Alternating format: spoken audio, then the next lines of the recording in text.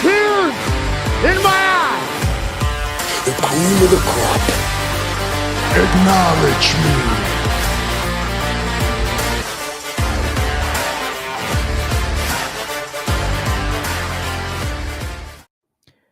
Episode 342 of Top Rope Nation. When Ryan Drosty's away, the co-hosts will play. I am your host. Wolfpack in the house. That's what we're closing with tonight. I am your host, Jesse Velasquez, and as always, flanked by my more intelligent and attractive co-host, Justin Joyne. How are you doing this evening? You are too kind today. You are being too kind, for I am neither smart nor really all that attractive. Maybe like a 6, 5.5. I don't know. Do they have that rateme.com or whatever they used to have? I'm trying to. They probably have gotten rid of that by now. Ooh, don't recall that one. That's not something I would even want to know the answer to. At work, they recently changed our system where one of the things on our computer that I have to have up all the time, it used to just be this blank box, but now all of a sudden they added our picture to it. And so like they expect me to look at my face all day long. That ain't happening. I took one of my sticky notes and I drew a frowny face and I put it on my computer and I just moved my face to right behind that little frowny face. I don't have to look at myself all day.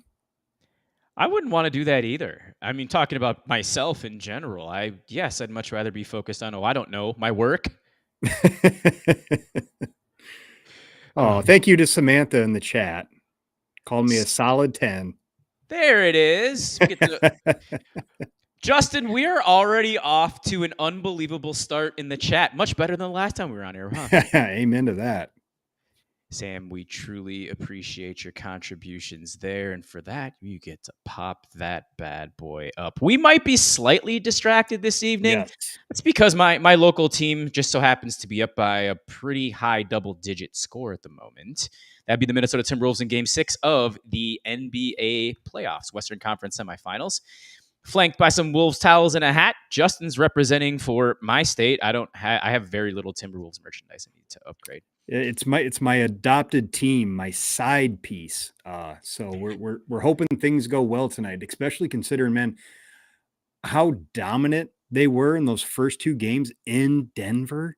And then they've just kind of shit the bed the last 3 games. It's been a completely different team. So they need to get their job, get the business done tonight. Let's get to 7.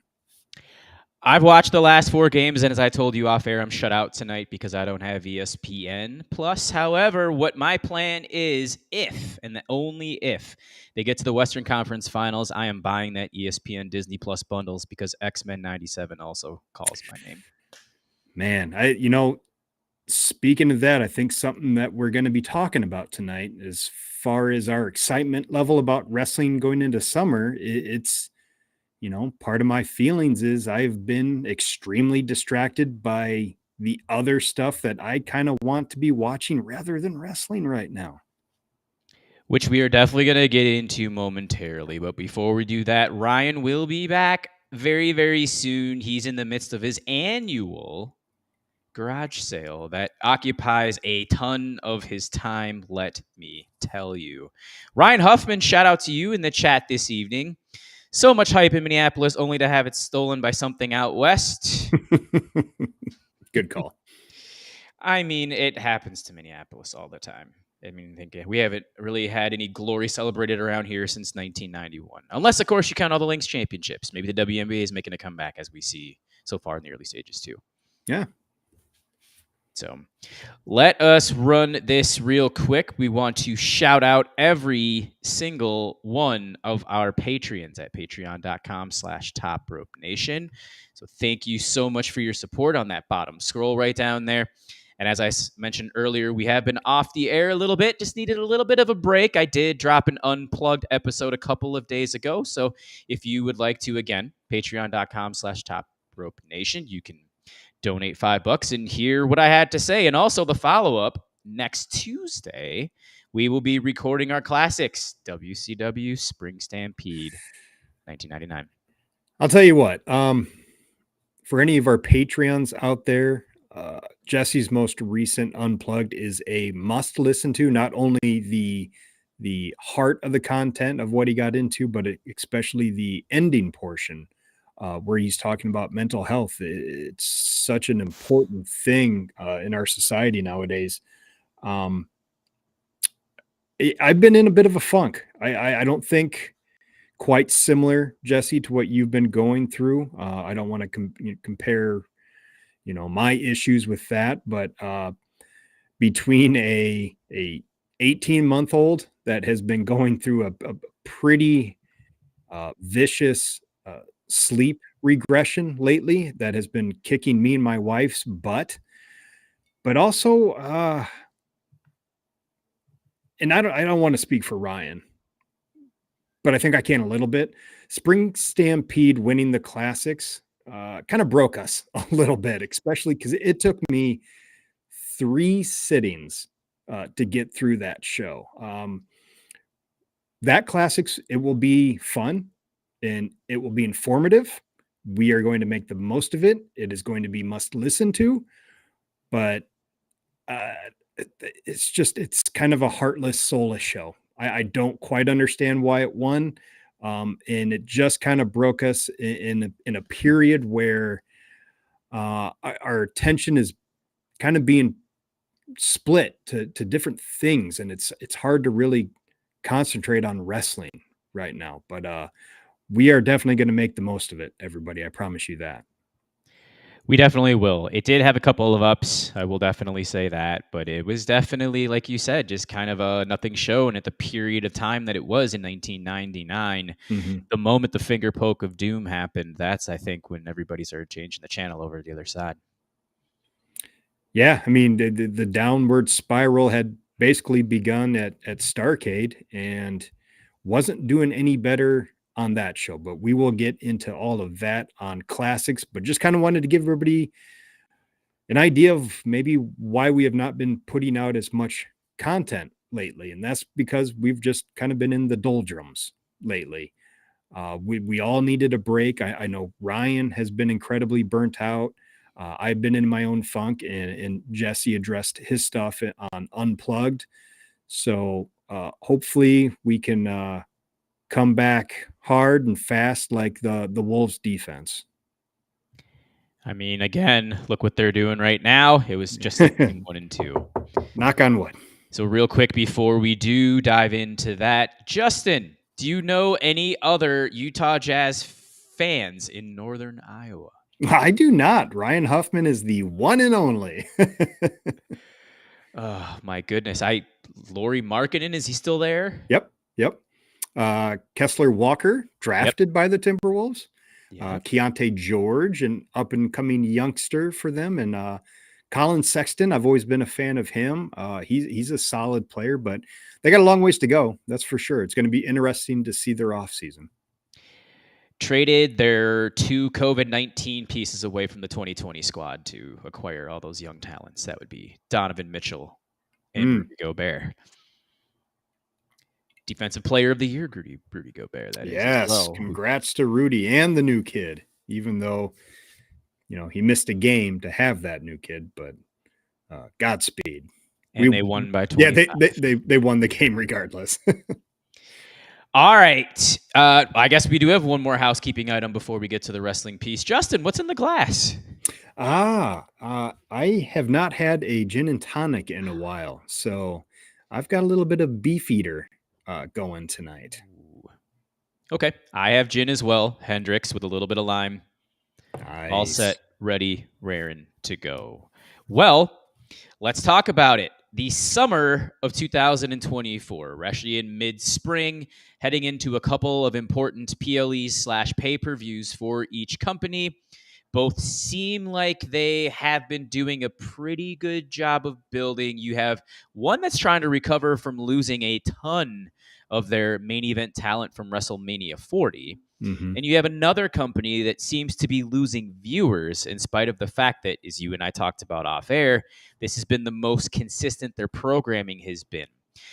We should probably start. Do you want to get the good stuff out of the way or the bad stuff out of the way? Where do you want to start? AEW, WWE? I'll leave it up to you. You're hosting tonight, buddy. You lead the way. Sounds like a plan. I think we're going to end on a high note. So let's start with the WWE. And they've had their king and queen of the ring tournaments here that have been taking place on Raw and SmackDown over the last week and a half. We had one, quote unquote, controversial decision being made thus far with good old main event Jey Uso defeating Ilya Dragunov in a quarterfinal match just this last week on Raw. And I know you're the one who sent me that delightful tweet that I got to read on my Unplugged show. What were your thoughts on the Jey Uso Ilya Dragunov decision? I mean, I get why WWE is backing Jey just because the crowd reaction. I mean, he looks like $1 million. His entrance is $1 million. The crowd loves him.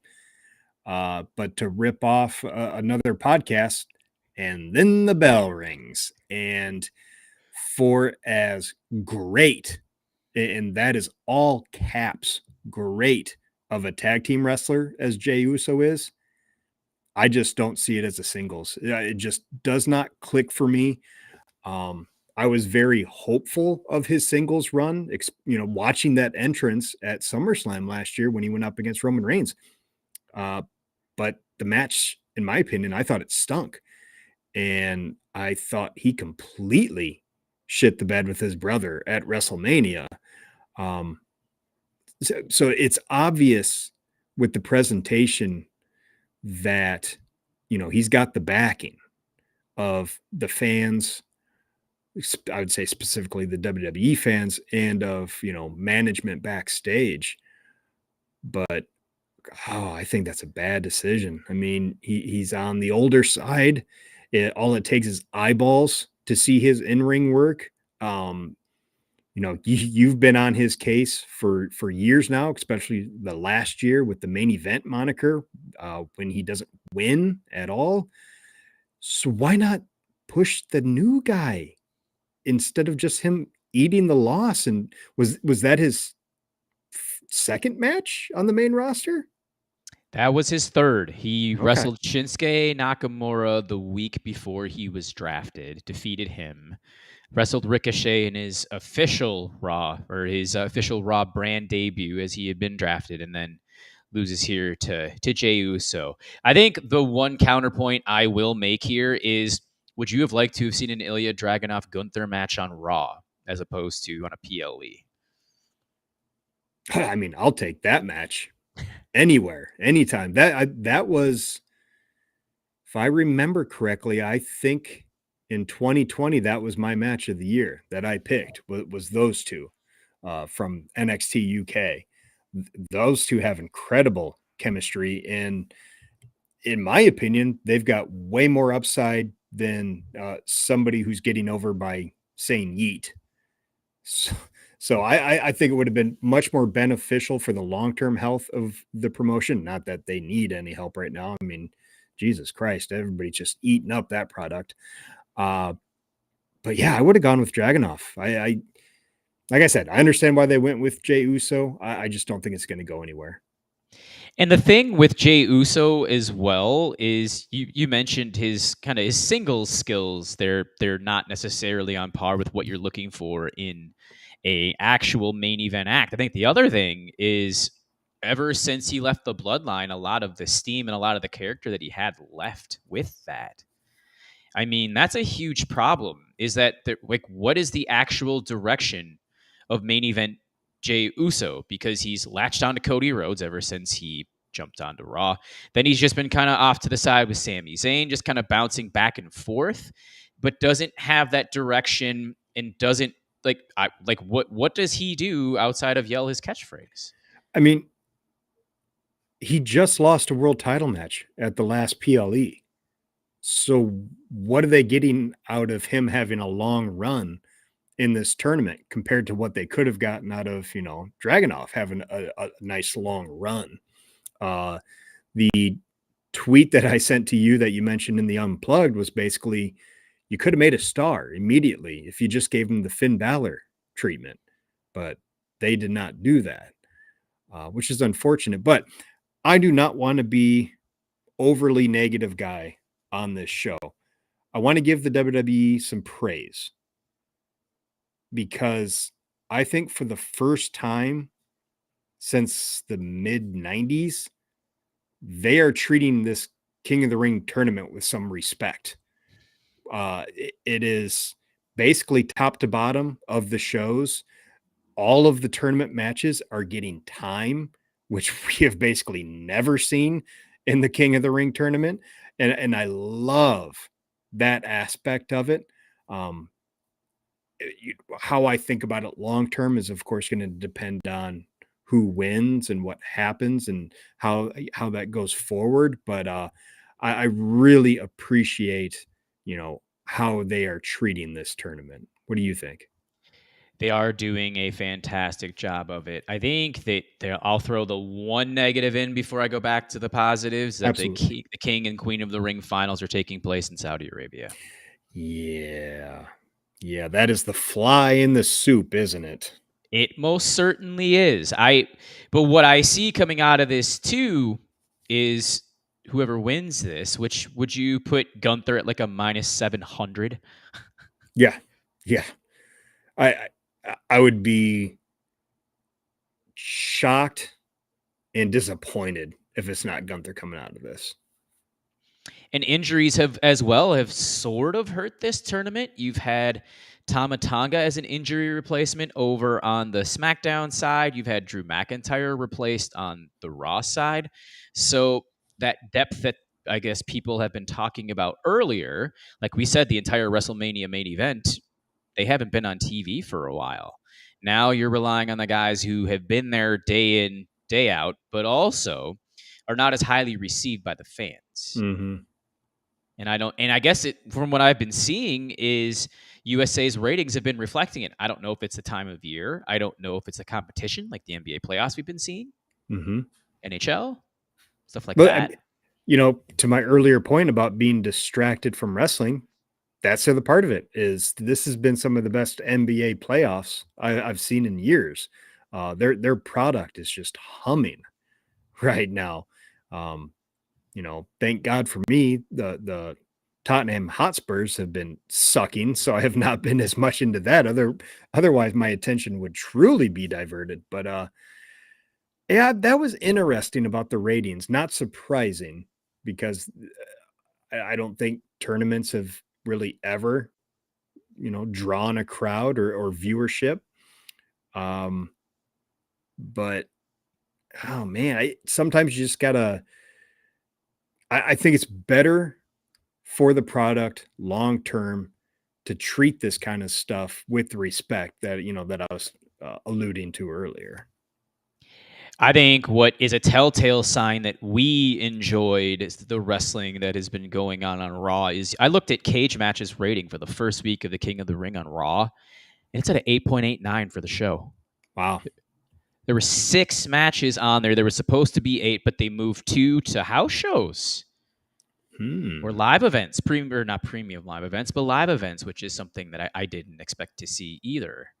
So that's why we saw Kofi Kingston. He wrestled I cannot remember who he wrestled. He won, and then he lost to Gunther here in the quarterfinal. And I know he's trying to avenge Xavier Woods' injury as well because he was the previous King of the Ring winner back in 2021. And it's not shocking. I mean, I think for the most part, the WWE audience isn't quite as interested as in the in-ring product as, the AEW fan base is. The WWE audience, they want cinema. They don't they don't care about star ratings, although, Dave was certainly handing those out for Backlash, but yeesh. Can't say I agree with any of those takes. I looked literally minutes before we jumped on air at Backlash's ratings and saw that the Bloodline tag match with Kevin Owens and Randy Orton, which I thought was good, got a 4.75. Whoa! And then Bailey, Tiffany Stratton, and Naomi got a 4.5. Tiffany Stratton, you say? How is her King of the Ring tournament doing? Is she going to be getting the boot maybe here soon? Do you see the controversy around her? I most certainly did. This is why social media responsibility is a thing, folks. What you say within a couple of seconds. Yeah, you can delete it, but you are such a high-profiled individual that it will be caught within seconds. I mean, even if she is not a racist, she is dumb as a box of rocks to post that. I mean, in today's age, why you would put that on your social media is just mind-boggling. Yeah. For those of you who are inquiring about it, go ahead. It's on Twitter somewhere. It was a 3-second video. 3 seconds. Here and gone in a blink of an eye. I saw it. I saw when people were posting it online, and I watched the video not really knowing what I was supposed to be paying attention to, and I didn't catch it like 3 times. And then finally I found another link that said, this is what's being said. And then you can kind of clearly hear it once you know what's being said. But Jesus Christ, Tiffany Stratton, you absolute moron. She is going to be wrestling Friday night, I believe, against Bianca Belair, if I recall. Boy, wouldn't that be something if she beat Bianca? Exactly. I think one of those Titans is going to fall, whether it's Jade or Bianca, because I think that's going to be too soon to have that high-profile match take place on a SmackDown. They have just become the women's tag team champions, as I mentioned. Maybe keep them super strong until like Survivor Series and really lead into it going into the Royal Rumble and WrestleMania. Yeah, at least, definitely. It should be treated as almost a Mega Powers explode. And I think Hunter is going to do that. And some of the criticisms that we've seen from Jade Cargill and AEW are still ringing true in the WWE. She's just pretty much about 4 or 5 separate spots at a time, 6-7 minute matches, overpowering the opponent and not selling the greatest. But because she's in a World Wrestling Entertainment ring, she can't do any wrong. Can I take us on a very quick detour? Just because we're talking about the WWE. Absolutely. I am fascinated by what's going on with this Triple H takeover. What is that? I forget the terminology. The thing at the beginning of Raw and SmackDown, the then, now, forever. What do they call that? I can't. It's not an opening montage. So for those who are in the chats, please spit it out, because I'm starting to lose my consciousness when it comes to But we ended WrestleMania with Cody calling up Bruce and Triple H. In this new opening, God, I wish I could remember the name of this. Whatever it's called. In the voice overdub is Triple H. I mean, that is something that not even Vince McMahon did. Like, not even his ego said, hey, I need to be the voice of everything. Triple H, he is demanding all of the kudos for what's been going on with WWE in the past year. And it is, in my opinion, pretty embarrassing, especially with the way he treated some of the media with that backlash scrum.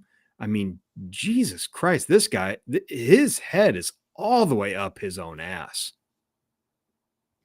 That's right. He went after Lucas, was the first name of the journalist who asked him an honest question. It was about Drew Gulak and Ronda Rousey, with Drew Gulak being fired. And of course, Hunter had to backhand it. And I believe that guy has been removed, or actually was called a stupid question by a handful of the people that were inside the scrum too. What in the world? I mean, it's embarrassing. It is absolutely embarrassing. He's just a journalist trying to do his job. One of the few when you get into that scrum. Seems like a pretty important question. And Triple H just had to be a fucking dick about it. I mean, he did that earlier at the Royal Rumble, and then with the Vince McMahon stuff, and just completely deflecting that, saying he hadn't read what had been going on there. I'll get to it eventually. And then on the flip side, you have, pretty well-known pro wrestling media websites with their creators that just like name call and talk shit about Tony Khan all the time. And it's just the credibility of pro wrestling media right now is as low and inconsequential and as embarrassing as it's ever been. I mean, it's just that's it. Once again, that is another thing that is just killing my desire to not really watch the product, but to pay attention to all the satellites that surround it, because a big part, our job, we talk pro wrestling. So we should probably know what's going on. And frankly, it sucks when these have to be the talking points. You know what I mean? 100%. The discourse in seeing Dave Meltzer being like AEW's biggest defender is one thing too. It's getting ridiculous, and how now it's almost becoming tribalistic from a journalism perspective too. I mean, we can see it with Eric Bischoff and Bully Ray now on Busted Open because he has a WWE Legends contract. They're going out of their way to defend WWE these days. Absolutely heinous. Stinks, man. So before we move to AEW, we do have Clash at the Castle, Money in the Bank leading into SummerSlam. I'm one of those people, I think you are too, where Money in the Bank should probably take a back seat for a few years, bring it back in 2027 or something like that. Where do we see the direction of the WWE? Are we going to see some of these larger stars that have left television come back in the process leading into SummerSlam? When do they make their appearance? I know a lot of people have been fantasy booking Cody versus The Rock for SummerSlam.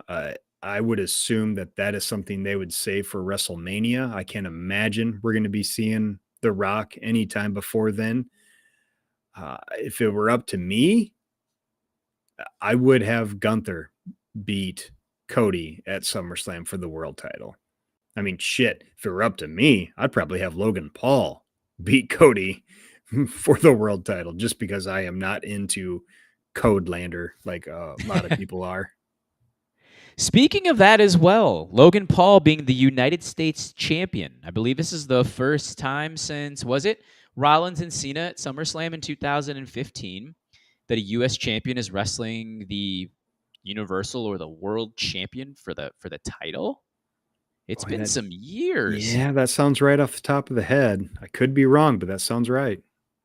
I had a handful of people questioning, or I saw it, where's the story? Of course, it's just the typical joke. And someone went out of their way to defend it, saying, well, the United States champion should be the number one contender.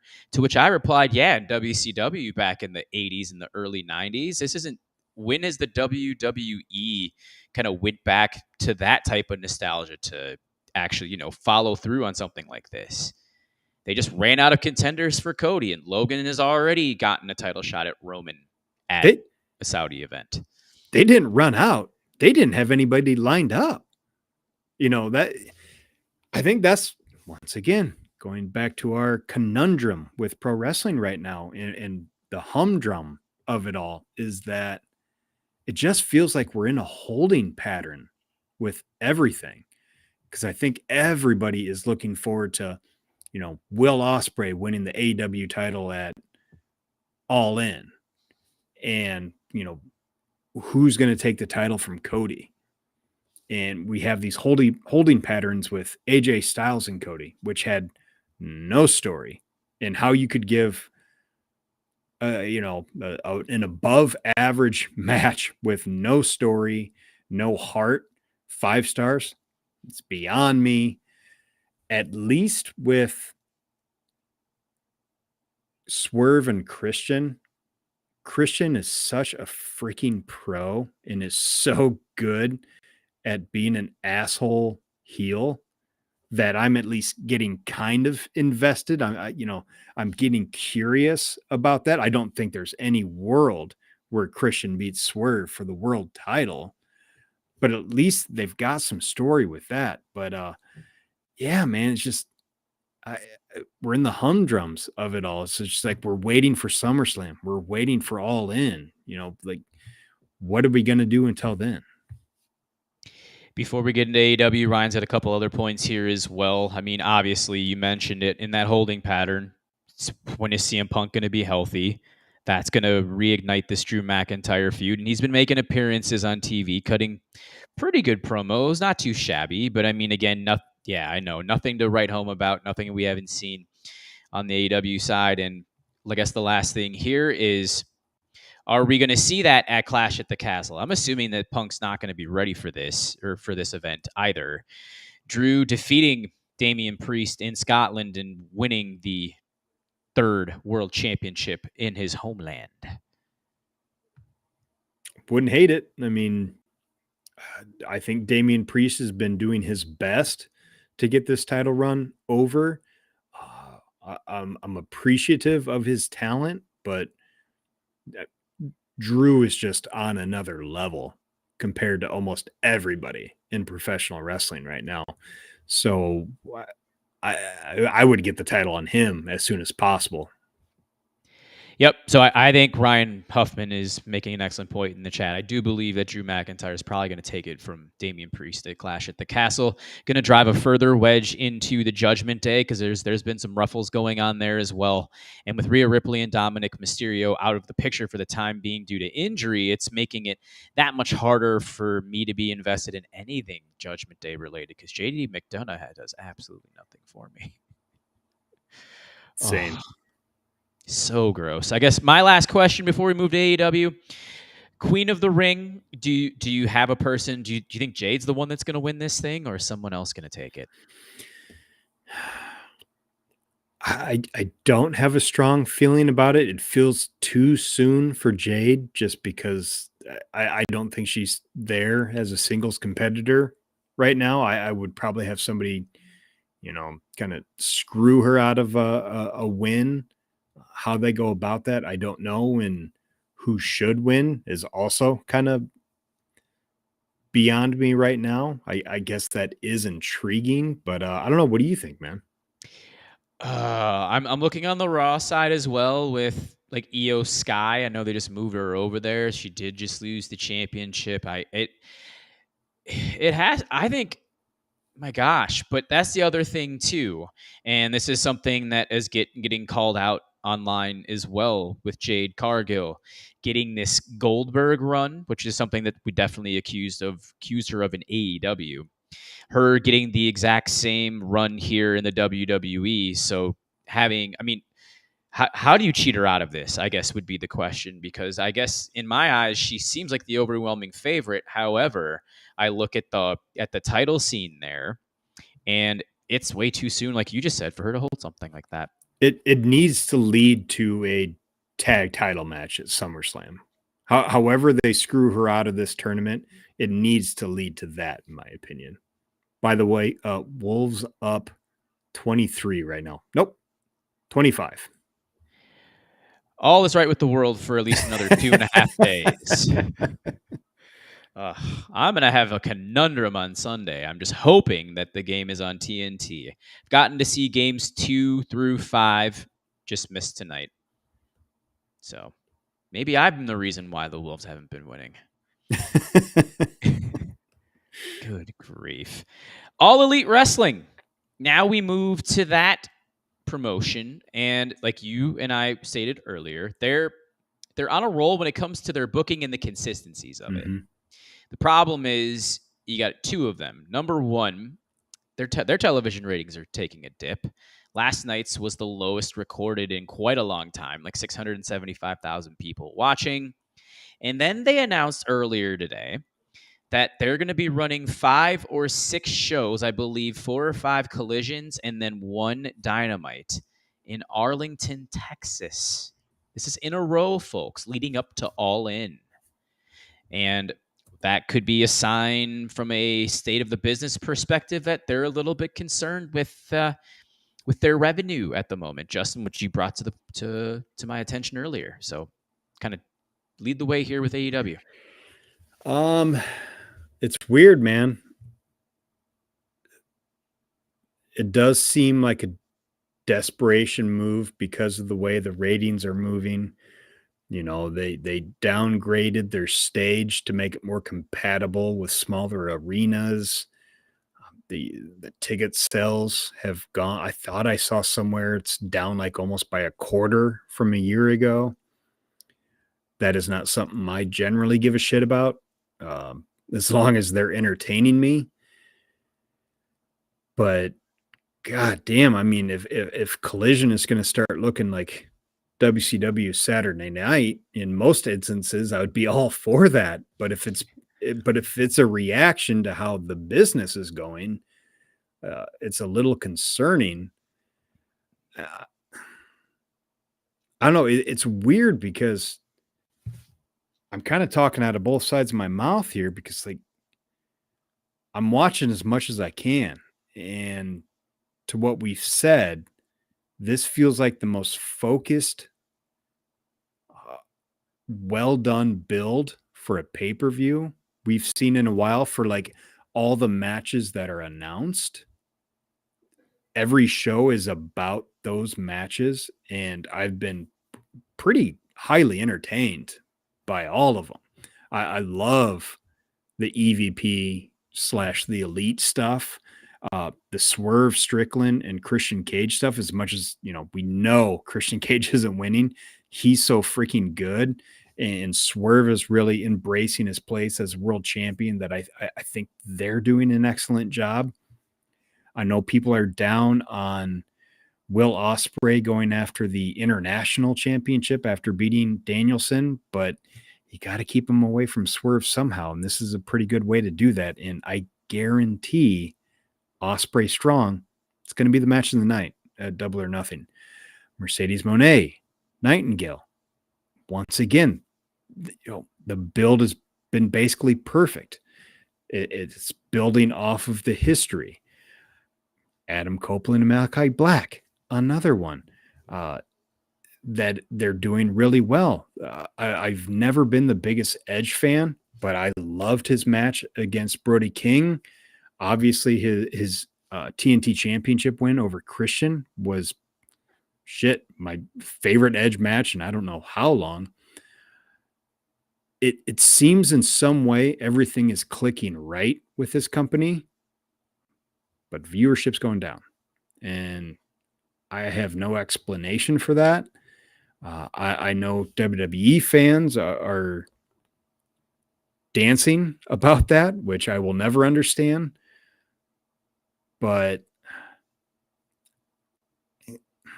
I don't know. It's just like it just all comes up. We're in a holding pattern. That's the term I keep feeling in my bones, and I don't know what they can do about it until we get closer to All In. Which the crazy part is, you're in a holding pattern, and this is supposed to be one of your staple pay-per-views of the year. And it's looking good. That's the other weird thing. It's looking like a really solid pay-per-view. Well, I mean, what do you think? Well, here's what I mentioned to somebody earlier today, is that I'm looking at Revolution and I'm looking at Dynasty and how absolutely loaded those cards were and how great that was. And while this has been a little bit better built, I don't quite have the anticipation I did for those other two events. There's not that one match that just blows my mind like those two shows did. I mean, Sting's retirement obviously is only going to happen once, and Ospreay and Danielson, I'm sure that's going to happen again at some point in time, but they have to stray away from it. That's the other thing. And I think the one thing that I really, Ryan made an excellent point, I think, after that show was, now I'm starting to think Danielson should have won that match. Yeah. He was right on top of that. That was 100% what should have happened, was Danielson winning. Because then you can put him into a scenario where maybe we get Danielson Swerve it all in or something along those lines. Because I do like the rebound with Swerve and Christian. And last night after Swerve defeated Brian Cage in a pretty solid television match. You had Christian come down, Nick Wayne come in from behind. And oh, by the way, they bring back the attack from the following summer with Swerve and AR Fox coming in, jumping Nick Wayne in his home, which, by the way, was only a few minutes from that arena. Yeah. It's the summer of Swerve paying for his past sins. That's something that I've always appreciated about AEW is they won't shy away from some weird booking, considering where Swerve was 9 months ago to where he is now. He is, these are the consequences of your actions, and they're just taking it on head on. Everything is making sense. It's just not bringing in eyeballs, which I don't have an answer for. Swerve on one of his interviews said that ever since he's become champion, that it's been lonely at the top, and you're seeing one by one Prince Nana getting hurt, and then you have the entire Mogul Embassy jumping him. So it's just leaving him essentially all by himself for this match here against Christian. Which is a good thing with him being a babyface. He should be on his own. He doesn't need what was, I don't know, one of the worst factions in AEW anyways. Yeah, and he's been saddled with those ever since he's come in, outside of the tag team with Keith Lee. Mm-hmm. So, yeah, he should definitely be a standalone piece here. But then, we get into Copeland, Malachi Black, which is, did he answer that question? Did he finally say he's going to take that challenge, barbed wire steel cage, or has he deflected that once again? I think it was accepted. I'm pretty sure it's official. It would have been in the backstage promo that he cut, because I know that in the ring, he took the wedding ring, didn't say anything, put it in his pocket. They hit him with just essentially Brody with the running cannonball, and then Buddy and Malachi with the double chair shots into the corner. Pretty devastating. And the way Copeland went to sleep, I thought was tremendous selling. Yeah, it was all good stuff. I already said it, never been a big Edge fan. What he's been doing the past 6 months is some of my favorite Edge stuff ever. Great match with Kyle O'Reilly on Collision that I was able to catch in his hometown, Kyle's that is. Really nice to see him come back after what they alluded to was close to a 600-day absence from a neck injury. Didn't know if he's ever going to come back. And he, like you said, he looked asleep when he came back from Revolution, at Revolution. My gosh. Mercedes and Willow. That's the other thing. We all know that Mercedes, her strong suit are not promos, but we're looking here at something that has been built from the year before when Willow defeated Mercedes and Mercedes was injured in the process. This is her first match back since then. And Mercedes gets powerbombed through the contract signing table last night as well. Does that lead you to believe that Mercedes is gonna take this championship right away in her first match? Yes, and hopefully a heel fashion, because as kind of poor as she is on the mic, she is excellent as a heel in the ring. And I think everything they've been doing since Big Business has, I think purposely been trying to turn the crowd against her with just these random appearances, kind of talking shit against, one of the most lovable baby faces since NXT Bailey. I don't know how you could ever root against Willow Nightingale. It would just is beyond me. But yeah, I think she needs to do something underhanded, win the TBS title at Double or Nothing. You mentioned with the AEW Willow and NXT Bailey, Sasha Bailey from NXT, one of the greatest women's matches of all time. Sasha played the heel perfectly. Yep. Sympathetic baby face. We're looking at the other side. I think the other wild card in this, we're starting to see like little bits and pieces of it, is Chris Statlander. Maybe there's a potential that she pulls a turn at some point in time. Interesting. I could see that. I don't think she's played a heel yet, but you've also seen her kind of interject in the best friend situation, which, by the way, It looks like, I mean, Orange Cassidy's already moved on to other things, as has Trent Beretta. But Chris Statlander has interjected herself in that situation as well, and we don't know who she's favoring there either. So, kind of areas of confliction with her. Jury's out as well there. Tony Storm and Serena Deeb. Ugh. Yeah. Yeah, I'm kind of with you. And again, I mean, they're just, all this is at some point, they're just dragging this on. So we see Tony Storm and Mariah May down the road. But what we're waiting for at some point, hopefully, are Britt Baker and Jamie Hayter to make their way back. Jamie especially. 29-point Wolves lead right now. Jeez. Well, again, Sunday night. TNT, please. I got to bite the bullet on ESPN Plus, I think, at this point. When you get all this stuff bundled, that's all there is to it. No, that is definitely the way to go there. All right. Anarchy in the Arena. We have seen Darby Allin make his re-emergence back on screen after getting hit by a bus and then breaking his foot a few weeks back. Adamantium, much like Logan on the X-Men. Give me your thoughts on Darby Allin being that fourth person. A pleasant surprise. Certainly someone I was not expecting. Makes complete sense for, a team AEW faction. And also because of everything with the broken leg and the hit by a bus, it's kind of an easy out for Team AEW to lose that match too. He might not be around all that long, but just throw him in there for one match, do some crazy Darby Allin shit. I know my kid was absolutely freaking thrilled to see him. This is his first Anarchy in the Arena match too, I believe. So I'm assuming he's going to do some pretty crazy shit. My heart goes out to Kingston. I hope he's okay. But yeah, I loved it. I thought it was well done.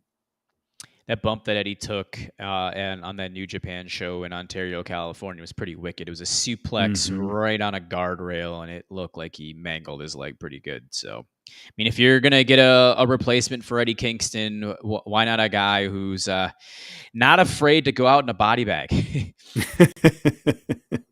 Oh, absolutely.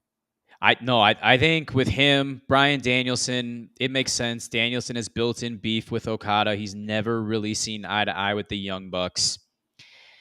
Then you got Jungle Jack Perry, or Jack Perry, who's this scapegoat gimmick is looking better and better by the week for him.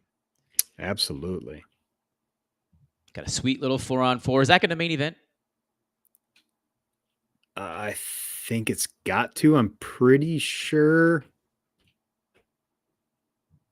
the last Anarchy in the Arena main evented. I'm pretty sure, right? It did, yes, because the poor band that played for John Moxley, the Wild Thing, yeah, that covered for about 7 to 8 minutes, and then the look on the lead singer's face as well that evening. Nice face paint that guy had.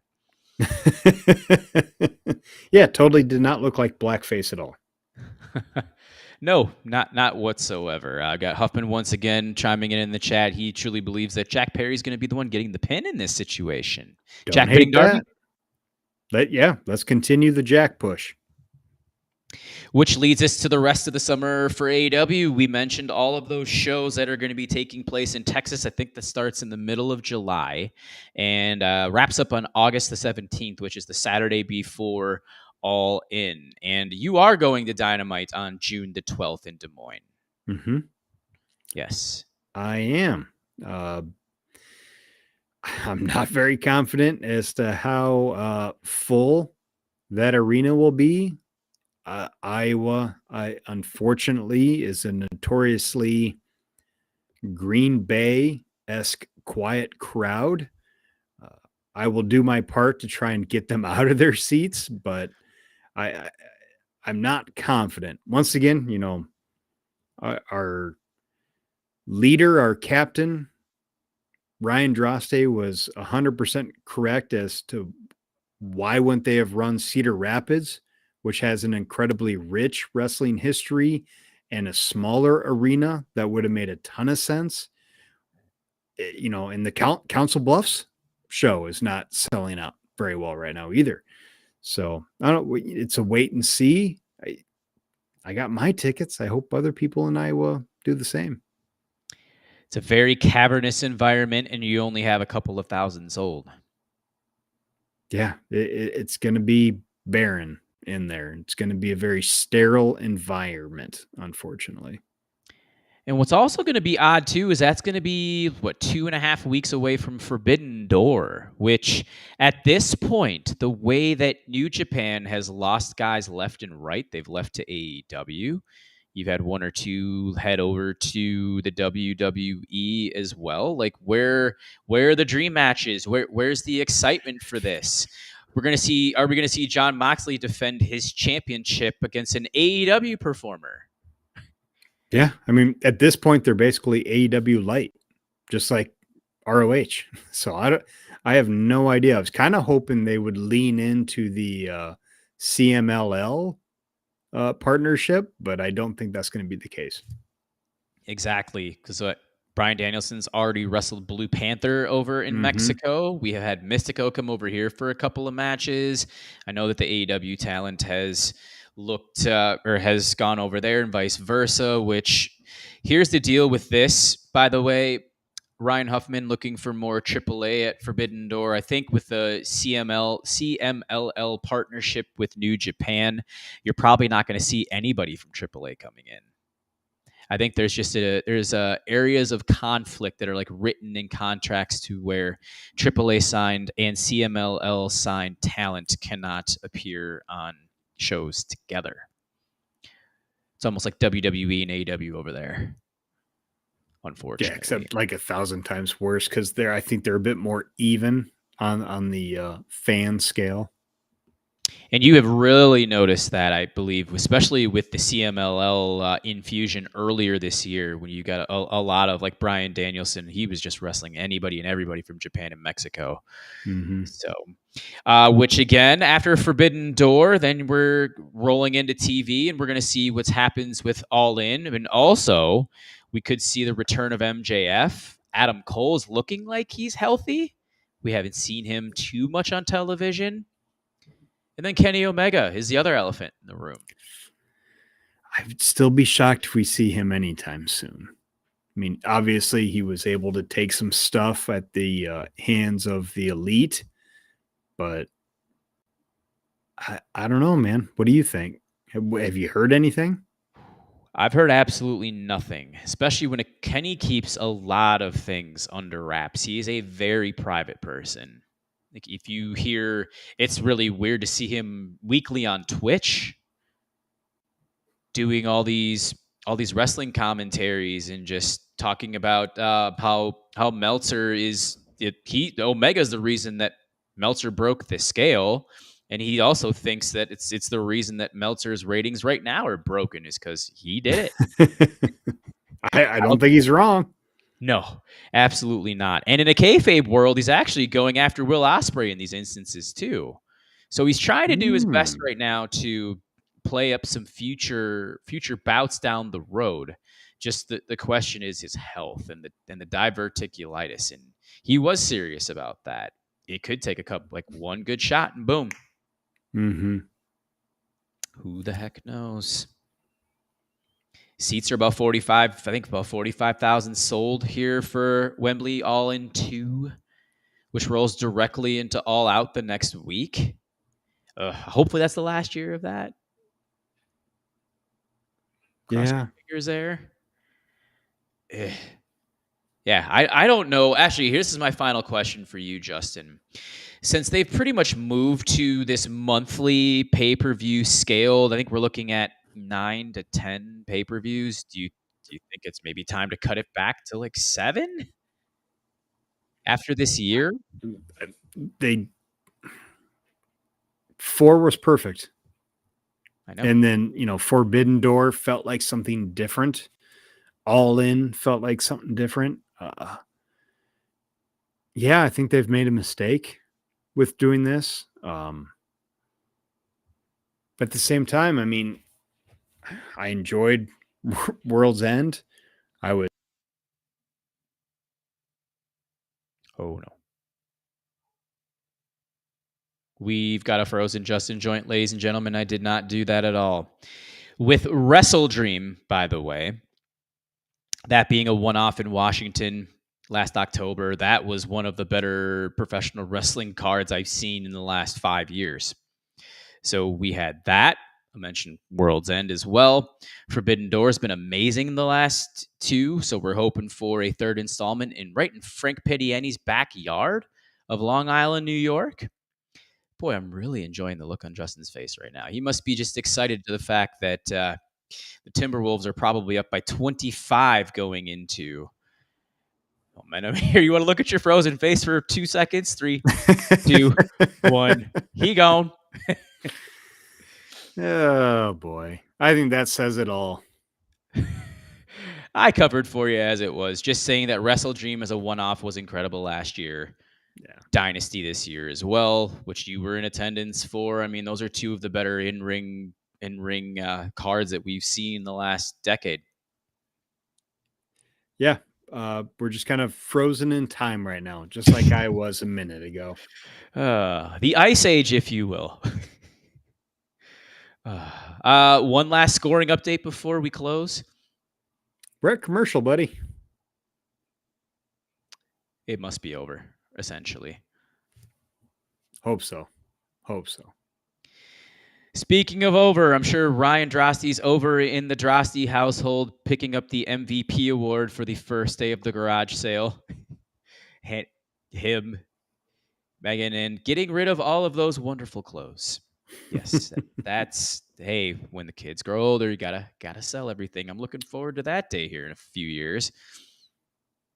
Oh, 'tis the season. We're hitting summer, and that's why we covered AEW and WWE. Justin, any other closing thoughts before we roll? No, I hope we weren't too negative. We're just in the doldrums. That's all. We're waiting for things to pick up. Wrestling is good right now. Whatever you like about wrestling, there's no reason you cannot find it somewhere. So, Godspeed, everybody. Take care of yourself. That is definitely the lesson that I think we all have learned for the month of May. And like I said earlier, patreon.com/Top Rope Nation, we will be covering Spring Stampede 1999 here on Tuesday. And then we will be rolling into May, where I can almost guarantee we're going to get a better event to cover. I just can't think of any May events off the top of my head. There wouldn't be a King of the Ring because that's June. Maybe we'll get a Raw episode or something along those lines. God willing. Give us something short. How about Bulldog and Owen versus HBK, and it was that tag match from 5/26 of 1997. Ooh, we're up 30 with 9 minutes. Yes, that is a great way to close this show. And again, we will be giving. Go ahead. I was just saying, cue the Wolfpack music. Oh, that's 100% going in there. We'll be back for our Double or Nothing review for sure. Either that'll be early in the week, Memorial Day week. Talking about a Double or Nothing preview, but we're not 100% sure on that just yet. We'll see how that goes down the pipeline. And we're just going to let the Wolfpack carry us out. And for Justin Joint, my name is Jesse Velasquez. That has been episode 342 of Top Rope Nation. And as always, we'll see you on the flip side. Take care, everybody.